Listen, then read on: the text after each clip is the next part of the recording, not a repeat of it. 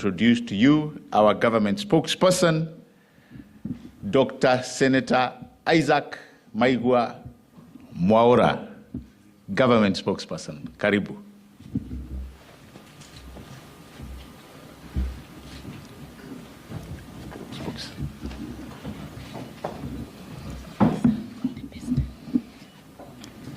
Habari zenu. Kenya itasimama, Kenya itainuka, Kenya itanawiri kwa umoja na uzalendo. Mimi ni Mkenya mzalendo. Je, wewe? Leo hii tunaadhimisha miaka miwili tangu kuapishwa kwa Mheshimiwa William Samoei Ruto na serikali ya Kenya Kwanza kuchukua hatamu za uongozi. Imekuwa ni miaka miwili ambayo imekuwa na matukio mbalimbali, na tunaweza kusema kwa hakika kwamba Mheshimiwa William Ruto amejaribu zaidi vilivyo kuhakikisha kwamba tumeweza kutekeleza hii ruwaza yetu ya the better plan ambayo mnaijua kabisa, iliyokuwa imependekezwa na muungano wa Kenya Kwanza wakati tulikuwa tunatafuta uongozi wa nchi hii yetu ya Kenya. Na kwa sababu ya hivyo ni vizuri kuwa na ule uwajibikaji. Tujiulize, ni kipi ambacho kimetendeka tangu tuweze kuchukua usukani wa nchi hii yetu? Mwanzo, ikumbukwe kwamba wakati Mheshimiwa William Ruto amechukua hatamu za uongozi, tulikuwa tunatokezea tu kwenye misukasuko ya uchaguzi, kwa sababu unajua wakati kuna kinyang'anyiro mwaka wa mwisho huwa mara nyingi shughuli zimeweza kusitishwa. Pia ilikuwa ni wakati wa kiangazi kikubwa, na pia kulikuwa na bado yale madhara ya COVID-19. Na zaidi ya hapo, madeni yalikuwa ni chungu nzima. Gharama ya maisha ilikuwa imesonga juu zaidi, na hata ilikuwa ni ghali mno kupata hata mafuta ya magari na kadhalika. Lakini tunapoangazia vile ambavyo tumefikia sasa hivi, ukiangalia mihimili mitano ambayo tuliweza kuangazia zaidi ama kutilia maanani, kumradhi, katika nyanja za kilimo, mambo ya kidijitali, mambo ya ujenzi wa nyumba, mambo ya afya, tumeweza kupiga hatua kadhaa ambazo ni za kusifiwa. Na kwa sababu sisi kama serikali tumepatiwa nafasi ya kuweza kuwajibika, ndiposa tumekuja hapa kuweza kukuelezeni yale ambayo tayari yameweza kutendeka. Na nina furaha kusema kwamba kwa mfano ukiangalia hususan mambo ya kilimo, kuilisha nchi na kukuza uchumi, tumeweza kuona kwamba hiki ni kitengo muhimu sana cha uchumi, kwa sababu 25% ya uchumi wetu wote kwa ujumla hutokana na haya mazao na nafaka. Na watu ambao wameajiriwa katika sekta hii ya kilimo ni watu zaidi ya 40%. Na wakati tumechukua uongozi, na sasa mpaka sasa hivi 54% ya matumizi yote ya fedha katika nyumba zetu huwa gharama hizo zote zinakwenda kwa chakula. Kwa hivyo serikali ya Kenya Kwanza ilichukulia nafasi hii kuweza kupunguza gharama ya maisha na kupitia miradi miwili. Mwanzo ni kuhakikisha kwamba mbolea ama ukipenda fertilizer imeweza kupunguka kutoka shilingi 6,000-7,000 mpaka shilingi 2,500, jambo ambalo limeweza kufaidi zaidi kabisa. Na pia jambo la pili ni kuangazia zile value chains ambazo zitaweza kusaidia kuzalisha zaidi ama kutengeneza bidhaa ambazo zitaweza kufanya pia tuwe na viwanda na watu waweze kuwa wanapata biashara kutoka kule.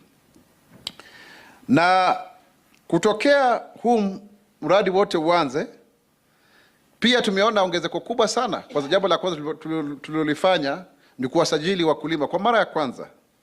Na sasa hivi kulingana na zile data ambazo tuko nazo, tuko na wakulima milioni 6.15 ambao wameweza kusajiliwa rasmi, na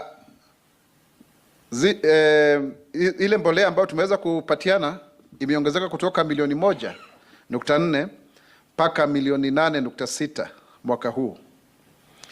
Na hii imetusaidia zaidi kwa sababu, kwa mfano, kuzalishwa kwa mahindi kumeongezeka kwa 38.9, na hii inamaanisha kwamba tulikuwa tunaweza kuzalisha magunia ya kilo 50 milioni 61.7 mpaka magunia milioni 85.7. Na hiyo imetusaidia kupunguza kuagiziwa kwa mahindi kwa 33.7, na isitoshe kusema kwamba unga sasa unauzwa hata kwa shilingi 114. Hilo ni jambo ambalo ni zuri zaidi, kwa sababu inamaanisha nini? Kwamba Wakenya wanaweza kupata pesa zaidi kwa sababu hatununui mahindi kutoka kule nje. Inamaanisha kwamba hawatumii pesa nyingi kununua unga ambao unapika ugali, na tunakula ugali karibu kila siku hapa. Na hivyo inamaanisha kwamba gharama ya maisha imeweza kupunguka.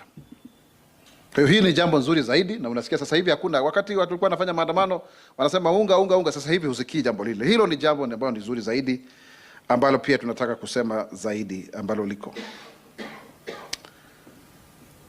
Na pia ukiangalia katika mambo kwa mfano ya ngozi, tumeweza kuhakikisha kwamba sasa hivi tunaweza kuprocess ile ngozi yetu kupitia pale Kariokoo, na pia mambo ya mpunga ambayo imeweza kuongezeka kutoka kwa 19%, na hata pamba ambayo ilikuwa imezorota zaidi, nafikiri ilikuwa kule Akado, Homa Bay, kwa 332%. Kumaanisha kwa sasa Wakenya wanaweza kupata pesa kwa kilo ambazo wanazozalisha, na tunaweza kutengeneza nguo mpya hapa nchini. Pia ni vizuri kusema kwamba Wakenya wengi wako katika biashara hizi ndogo ndogo. Kwa ukweli, hususan 85% ya wafanyikazi wote wa Kenya huwa wanafanya hizi biashara. Na hiyo inamaanisha kwamba ni vizuri tuliangazia swala hili zima tu. Kwa mfano, tumeweza kuhakikisha kwamba kuna zile center za viwanda 21 ambazo zilikuwa zimezorota na zikakuwa haziangaliwi, lakini tumeanza kuzijenga upya. Na kwa sababu ya hilo tumeanza kuwa tunaweza kufanya mambo ya ngozi, kutengeneza ngozi na viatu na kadhalika kule Suneka, Isiolo, Malindi, Runyenjes na Banisa. Unaona maeneo yale ambayo yana mifugo mingi zaidi hapo.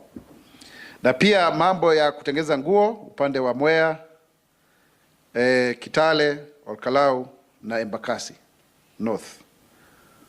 Huko ndiko ambako tunaangazia zaidi hizi center ili watu waweze kuwa wanaweza kutengeneza zile nguo na kadhalika. Na ukiangalia mambo ya maziwa, tumeweza kusaidia kuimarisha kule Machakos, Kajiado, Ilasit, Iten na hata kule Kobujoi.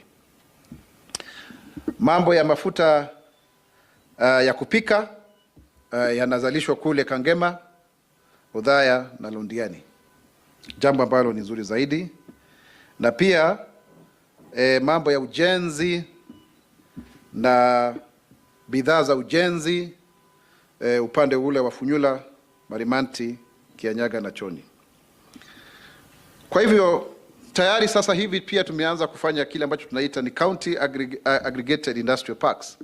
Yaani mahali tumeweka shamba, tukaweka milioni 500, milioni 250 za county na za serikali ya kitaifa, kama kule Riwa kule Homa Bay, wanajenga, ndipo sasa wewe unaweza kuja kuwekeza hapa utengeneze kiwanda chako.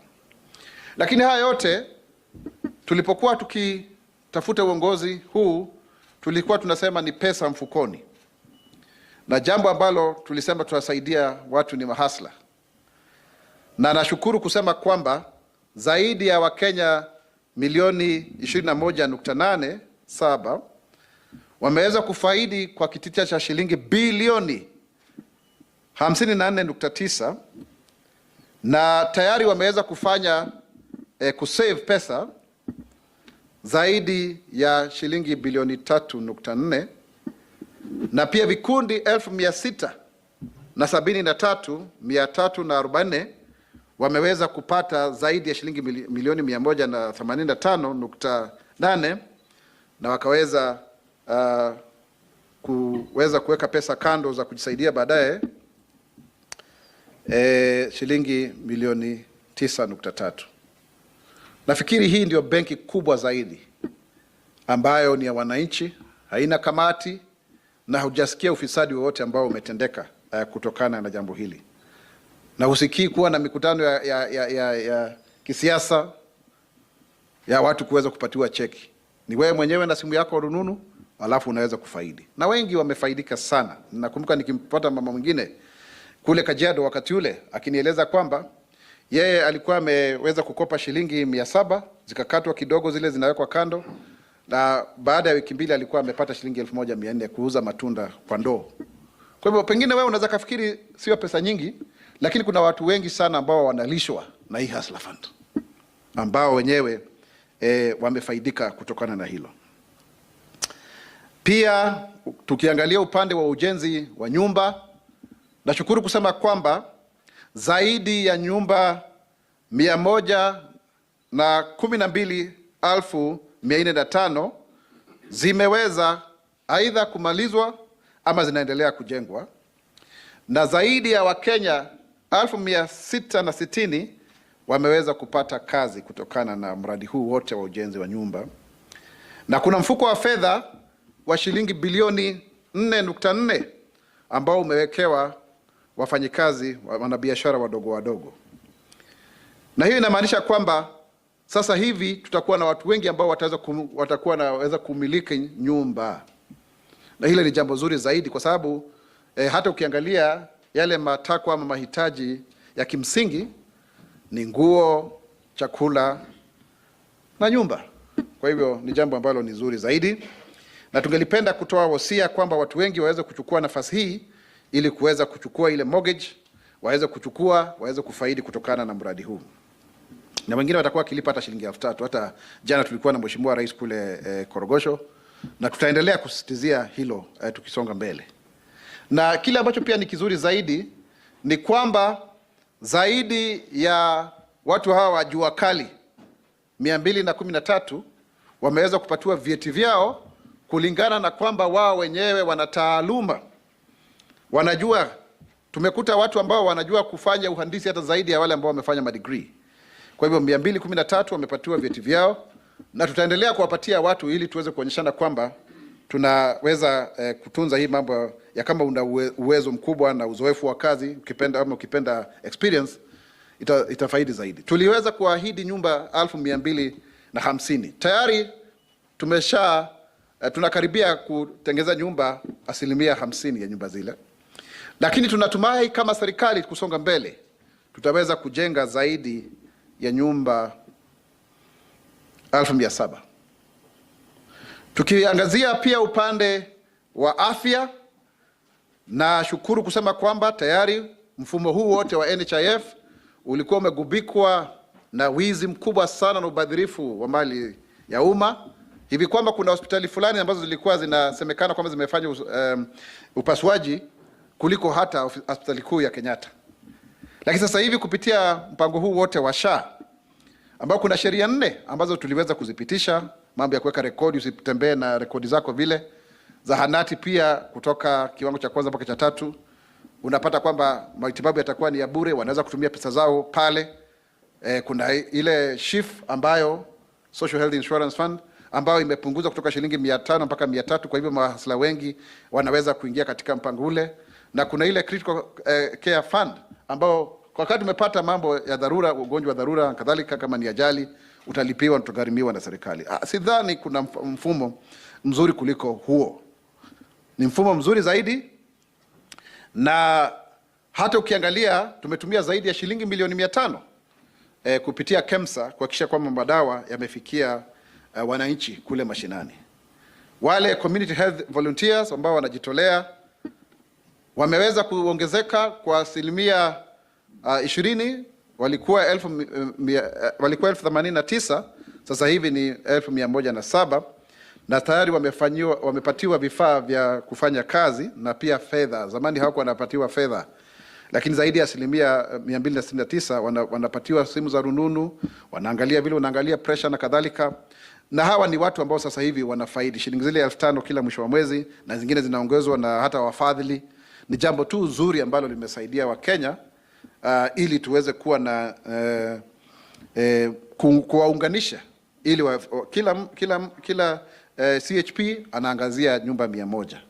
Kwa hivyo tunaweza kukutana na Wakenya, tunaona wakizunguka kule, hata mimi nakuwa nikiona kule vijijini, na hawa ni Wakenya ambao sasa angalau hawajitolei tu bure bure hivi, wako na kipato kidogo, na pia tunaweza kupunguza watu wasikwende katika hospitali ndiposa waweze kufaidi kutokana na matibabu.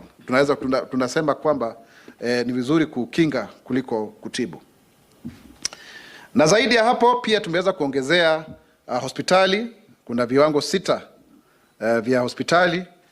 Kiwango cha 4 ama ukipenda level 4 kule na Rumoru, Ugenya, Keroka, Endebess na Kibugua na Lusigeti, ambao sasa wako katika hicho kiwango. Lakini pia tuko na hospitali mpya ya Margaret Kenyatta ambao ni kiwango cha 6 ama kiwango cha kitaifa, na kule Kerugoya level 5, na pia Jaramogi Oginga Odinga ambao imetawazwa hivi juzi. Kwa hivyo unaona kwamba sasa watu sio wote watakuja pale KNH, watakuja kwingineko wafaidike, ndiposa tuweze kupunguza kwamba hata hakuna madawa ya kutosha, watabibu wa kutosha na kadhalika tunaposonga mbele. Ukiangalia mambo ya kidijitali, mambo ya internet, tumeongezea ile fiber optic kutoka chini ya kilomita 10,000 mpaka 18,000, na tuliahidi kwamba tutaweza kutengeneza kilomita 1100. Miaka miwili tayari tumeweza kupiga hatua kubwa sana katika njia hii, na tunasema kwamba hata tukisonga mbele sio lazima tuchimbe mitaro. Tutaweza kutumia hizi nyaya za umeme, za stima, ndiposa tuweze kuwafikia Wakenya wengi sana, na hili kila mtu aweze kuingia katika mtandao na kuweza kufanya biashara ama kuwasiliana. Na kwa sababu ya hivyo tuna zile center ambazo tumetengeneza za vijana kujifundisha, na zaidi tumepatiana kompyuta, tarakilishi zaidi ya 16,000 kote nchini, na pia wale ambao wameweza kupata ajira kutokana na mfumo huu wote ni 122,711. Hii ikiwa ni kwamba wale ambao pia wameweza kusomeshwa vile ambao wanaweza kujitafutia pesa kwenye mtandao ni vijana 1516, na hii ikiwa ni ongezeko la 598. Kwa hiyo unaona tayari kuna watu wanapata fedha. Nilikuwa kule Arvist, Rift Valley, Nakuru, na timu yangu tukaona watu wengine wakituambia, vijana wengine hapo wametengeza zaidi ya shilingi milioni 3 na wameanza za biashara zingine ambao wanafurahia sana kulingana na hii miradi yote. Zile hotspots za internet wifi sasa zaidi zimeweza kutengenezwa 274. Kwa hivyo tayari tunasonga mbele zaidi. Hata sasa hivi sio lazima uende katika afisi ya serikali. Kuna zaidi ya huduma 17,000 ambazo zinaweza kupatikana, na ilhali wakati tumechukua hii serikali zilikuwa tu ni huduma 350, na hili limetusaidia kama serikali pia kuongeza zile pesa ambazo tunaweza kupata kutokana na hizi huduma. Mpaka kila mwezi tunaweza kupata shilingi bilioni 10.9, kwa sababu kulipa ni kujitegemea, kulipa ushuru ni kujitegemea. Huu si ushuru, nafikiri hii tu ni ada ambao unatozwa kidogo kwa sababu ya kupatiwa huduma za kiserikali. Kwa hivyo kwa ujumla, watu wenzangu, ningependa kusema kwamba serikali hii imefanya mambo mengi sana. Tukiangazia zile nguzo 5 ama mihimili 5 ukipenda, ni muhimu tuseme kwamba tutahakikisha kwamba yale yote ambayo tuliweza kuahidia Wakenya tutaweza kufikia malengo hayo, na sio tu haya ambayo nimeweza kutaja. Tunaangalia ujenzi wa barabara, tunaangalia kwamba kwa mfano tumeajiri walimu zaidi ya 56,000, tumeongezea wale interns ambao wanakuja kufanya kazi za serikali mpaka 8,000. Tumehakikisha kwamba tumesitisha mgomo wa madaktari na tutawalipa wale interns ambao wako pale. Tunaangazia zaidi mambo ya kuajiriwa kwa polisi, wale vijana wetu ambao pia wameingia katika NYS. Mambo mengi sana ambayo tumeweza kufanya. Unakumbuka pia hivi karibuni ziara ya Mheshimiwa Rais kule Uchina, shilingi bilioni 34 za kuhakikisha kwamba tumeweza kujenga barabara zetu. Tuhakikisha kwamba barabara ya Muthaiga kwenda Kiambu iko sawa, ni mara 2 dual carriageway. Pia hii ya kutoka Northern Bypass pia vile kuwe na reli ambazo zinabeba watu hapa Nairobi. Kuhakikisha kwamba hii reli yetu imefika mpaka Kisumu na kadhalika, kusonga mbele mpaka kule Malaba na kadhalika, kwa sababu sisi wenyewe tunataka nchi iweze kufunguka na Wakenya waweze kufaidi. Kama ni ule mpango wote wa LAPSSET, ile poti ya Lamu iweze kutumika. Tuna miradi mingi chungu nzima. Hata sasa hivi unakumbuka jana Mheshimiwa Rais aliweza kuzindua huu mradi wa Climate Eco Works, na zaidi ya vijana 200,000 wataweza kufaidi. Nairobi peke yake ndio watu 20,000 watusaidie kilomita 45 za huo mto. Mambo mengi ambayo tunafaa tukiangazia tusonge mbele. Kile tu ningependa kuwarai wa Kenya wakuwe ni watu wenye subra, tuwe watu ambao tunasherekea umoja wetu, na tuwe watu ambao wana utaifa. Tusahau tofauti zetu za kikabila, tusahau kule ambako tumetoka, tuangazie chini ya uongozi wa Mheshimiwa Rais William Ruto mpaka tuweze kuwafikia malengo yote ambayo tunayoyafanya, na tuwe watu pia wanasikiza. Kwa mfano nimeona watu wengine wakisema sijui kuna watoto wamepelekwa sijui Gulu wale waenda Russia. Jamani, tuache uongo. Watoto wote 330 wameweza kujulikana kule waliko, na tafadhali wale ambao ukimpata mzazi ambaye bado analia kwa sababu ya mtoto wake, mpatie nafasi aweze kuomboleza. Kwa mfano kama bado hajajua, kwa sababu kuna wazazi 19 ambao bado tunangojea DNA ndio tujue mtoto ni wa nani. Tafadhali tusitumie hilo kama kutengeza story ambazo ni za uongo. Watoto wote wamepatikana, wanajulikana kule waliko. Hakuna watoto wamekwenda huko sijui Uganda sijui wapi. Tusiongee fake news ambazo ziko hapo ili tuweze kuuza story kwenye mitandao. Hiyo ni urongo mtupu, na mimi kama msemaji wa serikali napenda kusisitizia zaidi hii watoto wako, na tunafanya uchunguzi uendelee kufanywa na watu wa DCI na kadhalika. Wale ambao wamefanya makosa watachukuliwa hatua. Tayari kuna kanuni mpya, kutakuwa na ile inspection ya mashule yote ambayo imeagiziwa na Waziri Julius Ogamba, ambayo tumekuwa tukishirikiana naye kwa karibu zaidi, na ili Kenya iweze kusonga mbele. Kama ni mambo haya ya ADANI ambayo tuliyazungumzia wiki iliyopita. Wameweza kutoa mapendekezo, wametoa pendekezo la airport, wametoa pendekezo la umeme, stima, kwa sababu zile laini za stima haziwezi kuhodhi ule umeme kwa sababu ni kuukuu, ndio unakuta kila wakati tuna blackouts. Sasa wanasema tunaweza, kuna hii proposal, tunaweza pia kuwajengea laini nyingine. Unaona? Tunaweza kuwajengea laini nyingine. Lakini bado hizo ni proposal tu, ni mapendekezo. Lazima kuwe na public participation. Unajua hiyo ni nguzo kubwa zaidi ya katiba kulingana na kipengele cha 10 cha katiba hii yetu ya Kenya. Kwa hivyo Wakenya tuwe watu ambao pia ni watu wana utaifa, watu ambao wana uzalendo, watu ambao wanahodhi na kuenzi nchi yao. Tusiwe tu ni watu tu wa manunguniko kila wakati. Tuipatie hii serikali muda, na natumai tunaposonga kufika mwaka 2027 watu wataanza kuona mazao. Wakati tunakaribia nusu ya muhula, kunakuwa na lawama nyingi zaidi, hata ukiangalia serikali za awamu zilizopita. Lakini mwishowe watu wanakuja kuona ni kweli kila rais ukumbukwa kwa yale ambayo amefanya. Na mimi nafikiri kwamba hata sasa hivi unapoangalia hii serikali imefanya mengi na makuu, na ndiposa tuweze kusonga mbele kwa pamoja. Kenya itasimama, Kenya itainuka, Kenya itanawiri kwa umoja na uzalendo. Mimi ni Mkenya mzalendo. Now let me turn this to English so that those who also want to listen to the official language can do so, because Kiswahili is a national language, and I believe it's the most understood by many people. So allow me to read so that then we can go to the next session.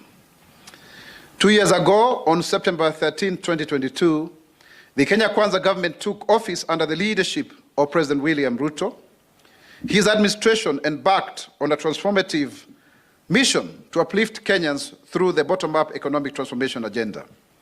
This agenda has been the cornerstone of our government's vision, built on 5 pillars, that is agriculture, micro, small, and medium enterprise economy, affordable housing, universal healthcare, the digital superhighway, and the creative economy.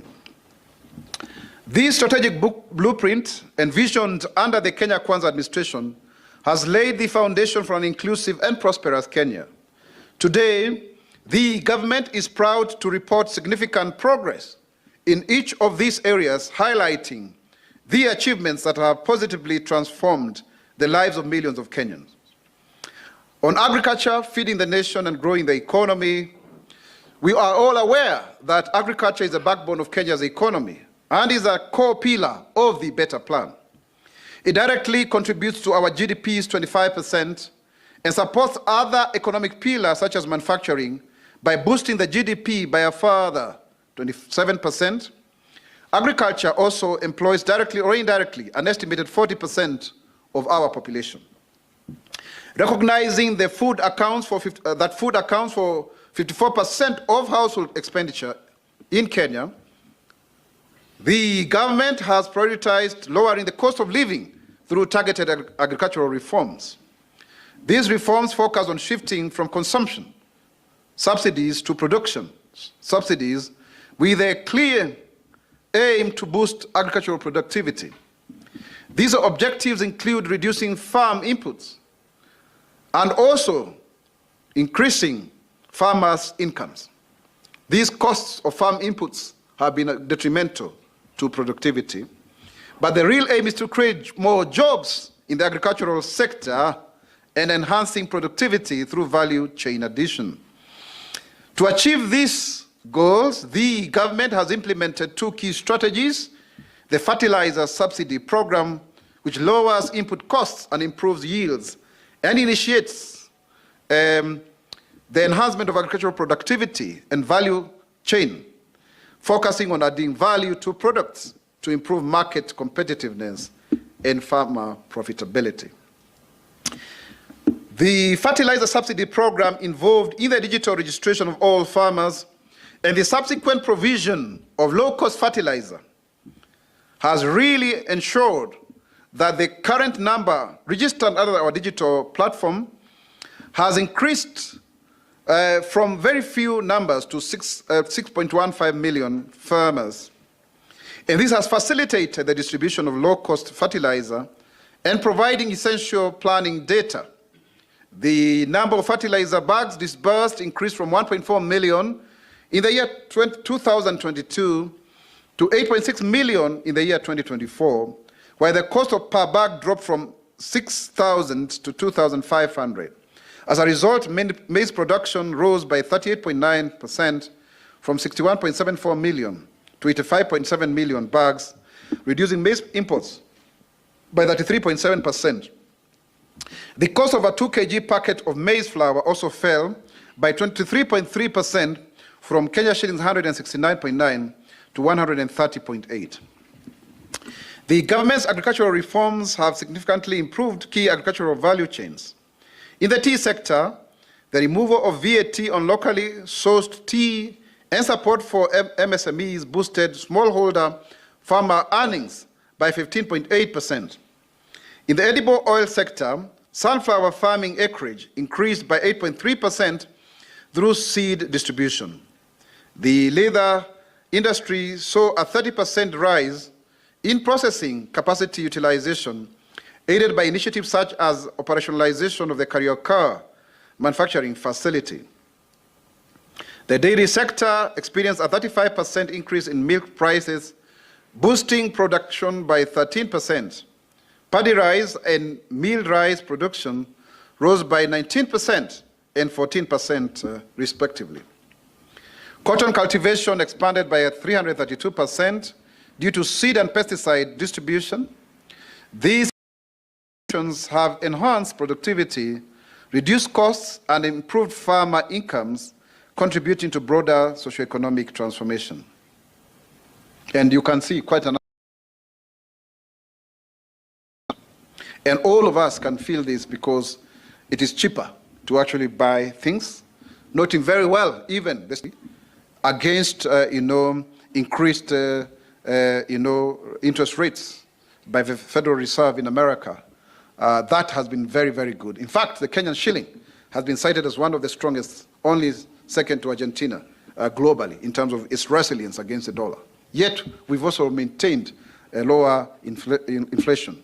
So that is really, really commendable because that means we are getting it right in terms of macroeconomics. We've also been able to pay the Eurobond without defaulting when everybody wanted us to foil. Because part of why we are strengthening agriculture is to also ensure that we increase our foreign income earnings. And it's also very good to say that we are no longer importing sugar, because we are producing from our companies locally, and now we don't need to import sugar.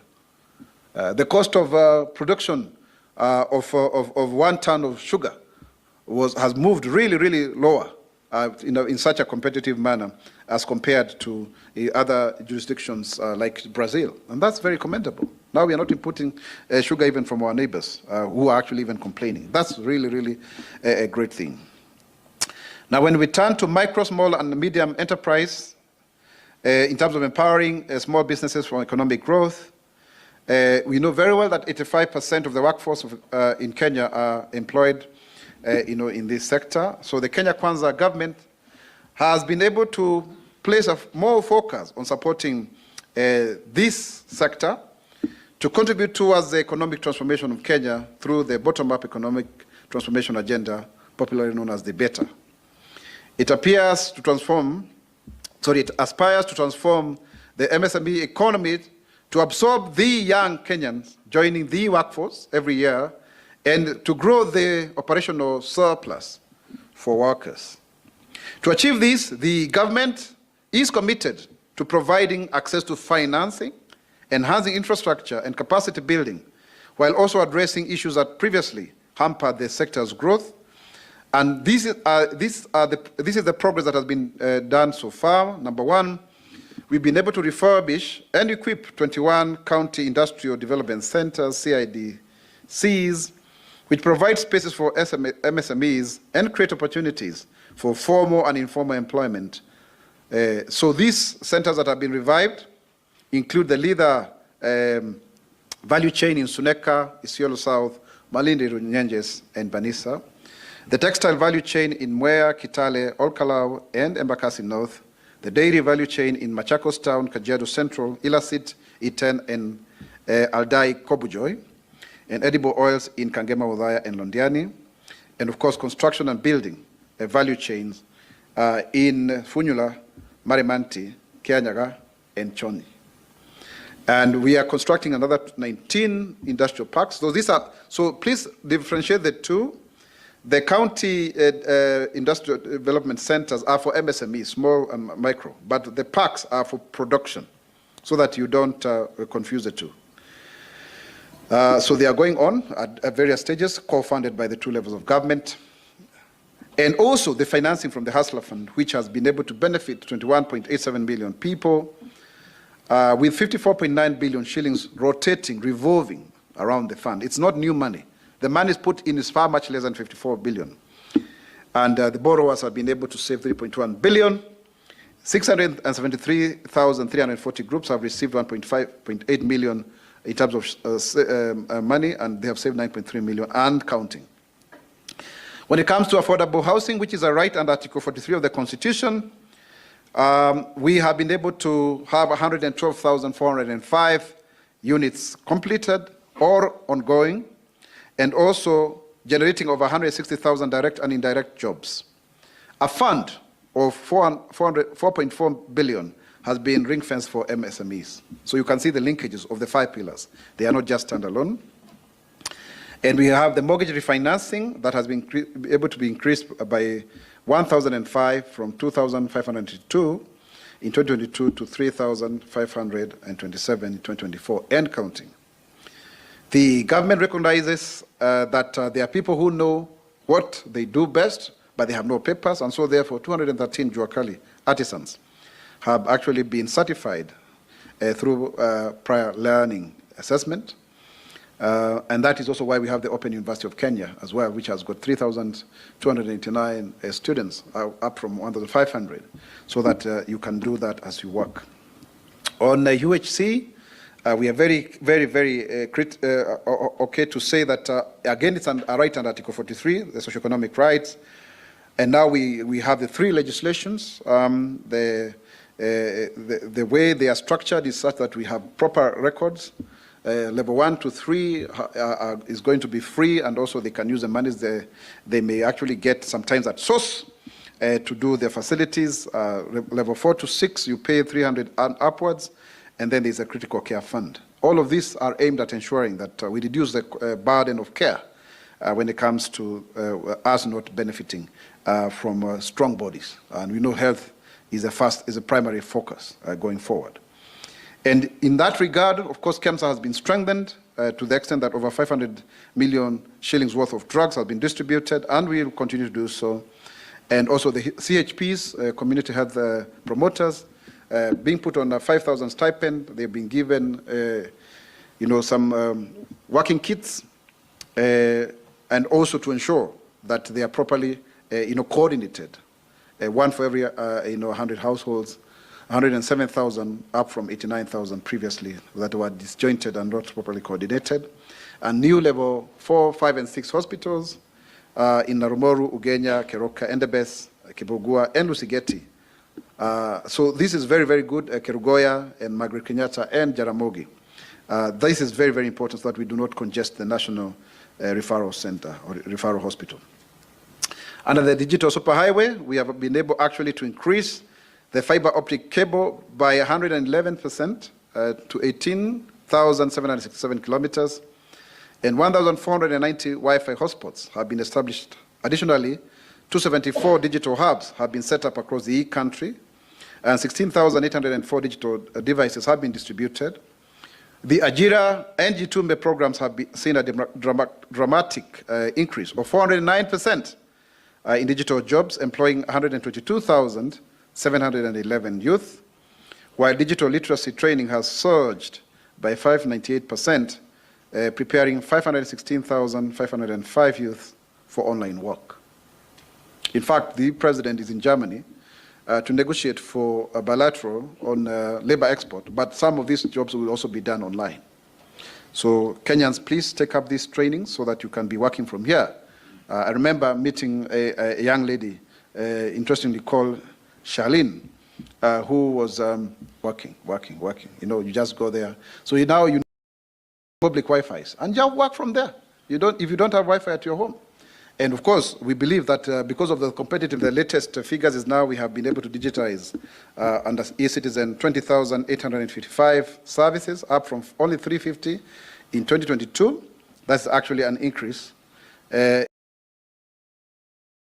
also the revenue that government is getting from 1.55 billion in 2022 to a whopping 10 billion per month. In fact, our target is to get maybe $1 billion a day, but that is a work in progress. So basically, the beta plan is really ambitious. There's millions and millions of jobs, actually 1 million jobs going forward, but even more. And we are calling upon Kenyans to really support this government. We are approaching the midterm. Today, back in 2 years, usually by that time people get a little bit disaffected because they are yet to see proper results. There is a lot that is happening. Let us avoid misinformation and disinformation, like people saying that their children have been taken to Uganda. That's a big lie. All of the children in Russia have been accounted for. I can tell you that as government spokesman. And let's allow families to mourn, because there are stages of mourning. So let us not go into the details of trying to, let's not disturb those that need also to be given time to maybe to go for DNA autopsy, and they get settled, that maybe they need to, to come to terms with what has happened, because that is our support mechanism. And we don't need to be callous and insensitive.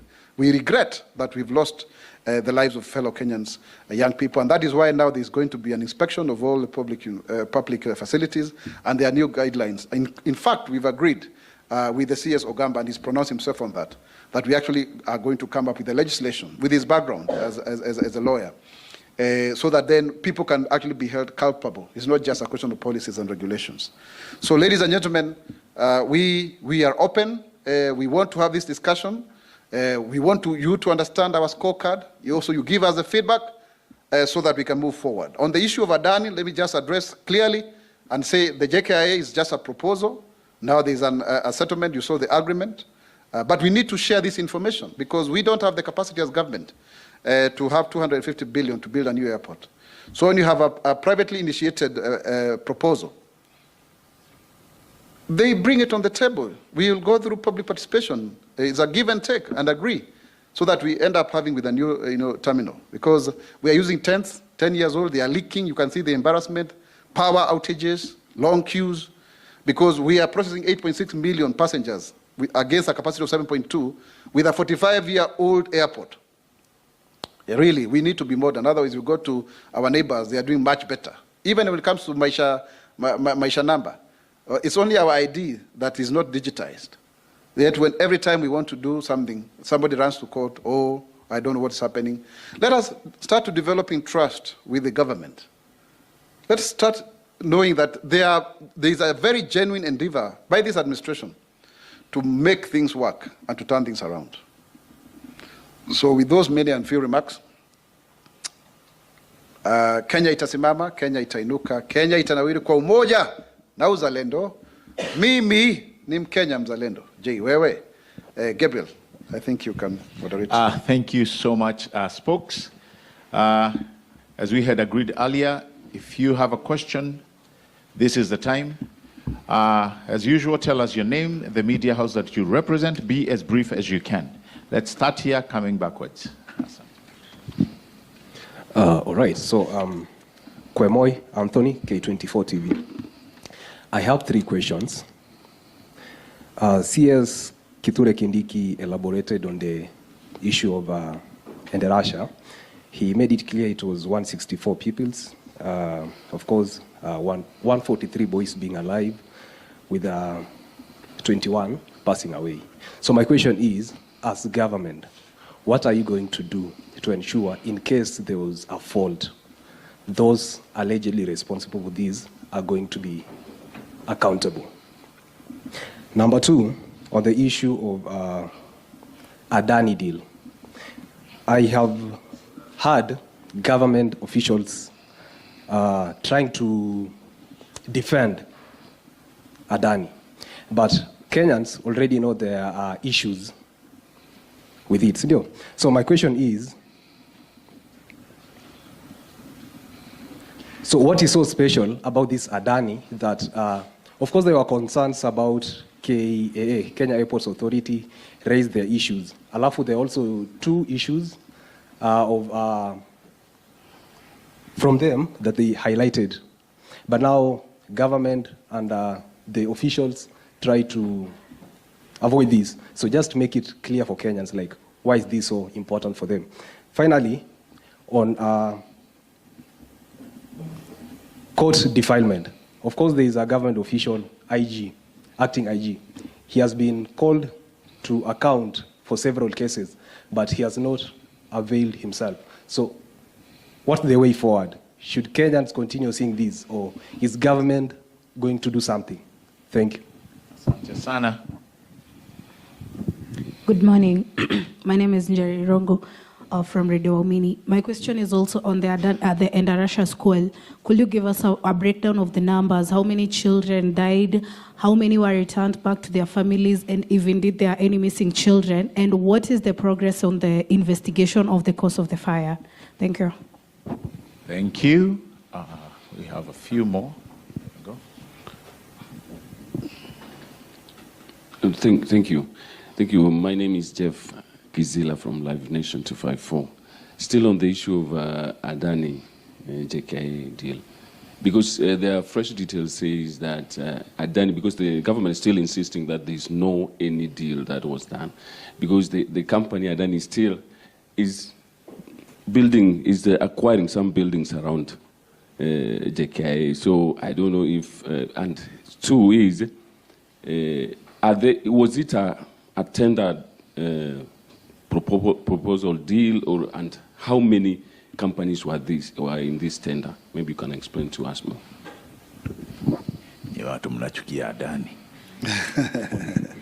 Hello, sir. Good morning. Away from the ADANI is Ian Byron from KTMN News. From? KTMN News. My question KTMN? is... KTMN.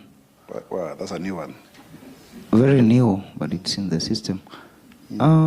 Tell us about this serial quarry killer, because the government has gone mute after his escape from Girigiri. Good morning, spokesperson. My name is Ndobi Moturi from Daily Nation, and my question concerns, I've heard you speak quite a number of things, but I haven't heard you speak about the rule of law. And in the recent past 2 years, you have seen quite a number of Kenyans are abducted, and this week we saw even some clips circulating of Kenyans being abducted on the streets. Maybe you could speak on that, the Kenya Kwanza performance on the rule of law and the increase in the number of abductions on the streets. Thank you. We take two more. Good morning, sir. My name is Kasi Mustafa from Horizon TV. Swali langu nitauliza kwa Kiswahili kwamba visa vya uteketezaji ama kuchomeka kwa shule imekuwepo tangu serikali zilizotangulia. Na tukiangalia ripoti zinaonyesha kwamba mwaka 2001 wanafunzi wa shule ya Changuli Secondary, 67 of them waliungua na wakafa. 19 walipata majeruhi.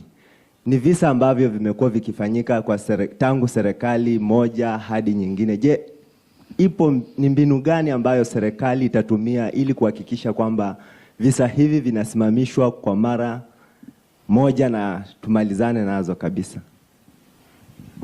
Thank you. Last question. All right. My name is Frederick Parsai from KBC, and I have one question in regards to a ADANI issue. How was the entire thing reached? How was the entire process done? Because you just came to know about it once they settled on that company. Was there any tendering process, or they just approached that company? That is my question. Then the other one. In your entire speech, you haven't mentioned anything about security. And I remember when you go to power, of course, there was that volatile region, volatile banditry in the North Rift. You have not mentioned about something about it. Kindly shed some light on that. Thank you. Spokes, I think you can attend to those questions for now. Yeah, thank you very much, Gabriel. Thank you. Asanteni sana wale ambao tumeuliza maswala. Nianze na mwenzangu kutoka K24. And your question was about the Endarasha. Let me answer very categorically. The school, Endarasha Hillside Endarasha Academy, which I visited and spent some time there, is a school with many children from across various parts of the country, and is a private institution. It has both boys and girls. Now, the dormitory that was raised down is a boys' dormitory, and there are 166 girls and 164 boys. Now, 64 boys, we have had 21 fatalities, 2 in hospital. One at KNH, where the child was 70%, burnt, or 70% burns. He succumbed on the second day, and then the other one at Mary Immaculate.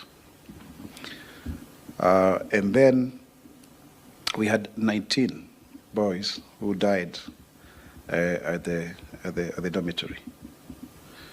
And so now that makes it 21.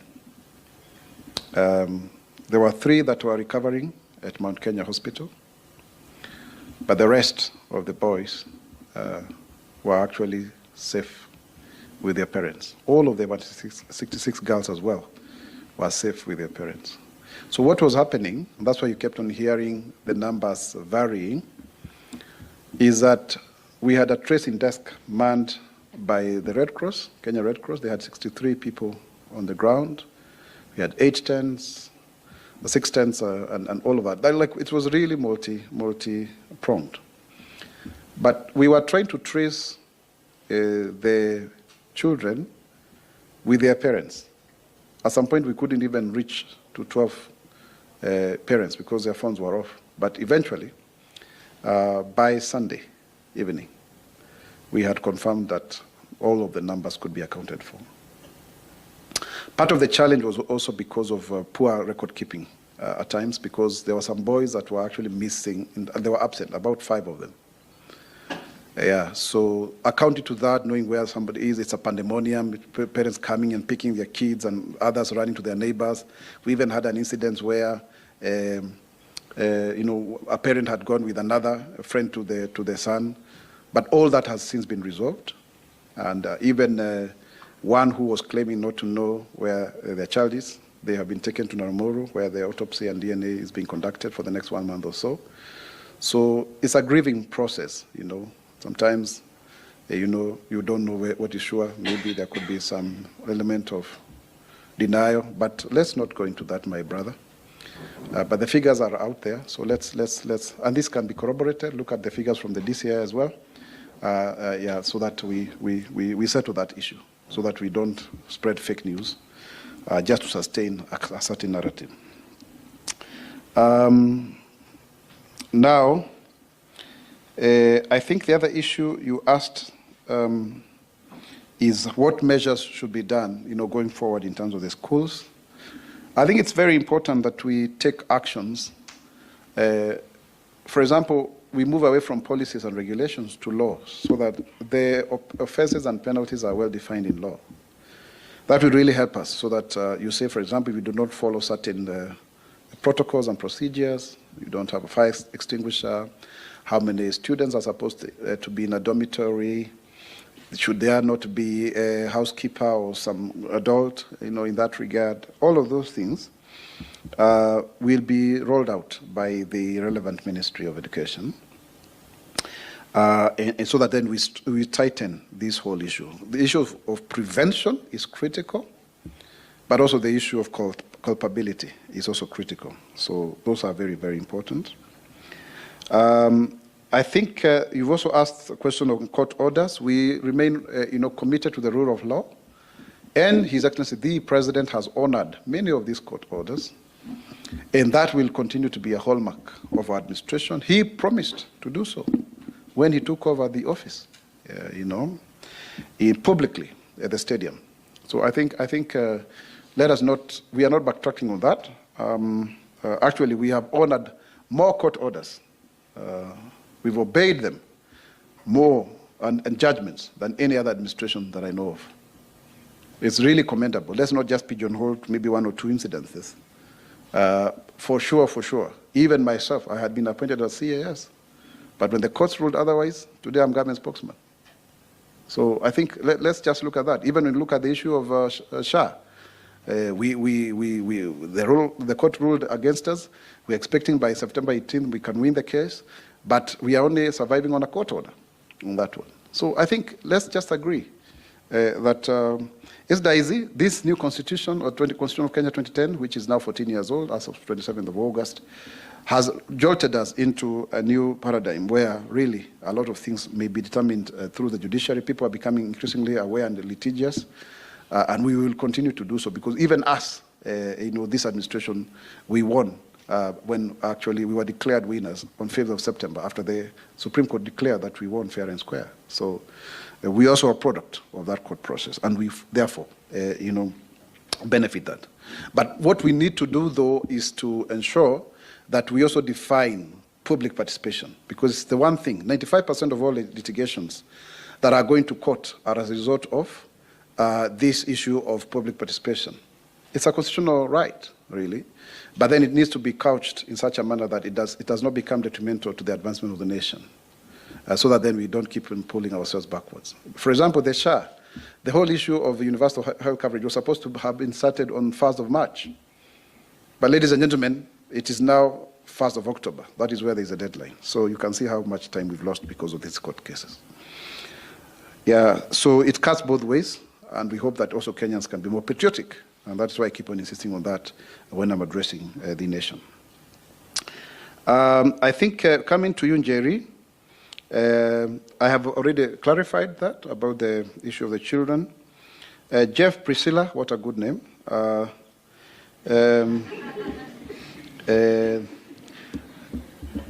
I think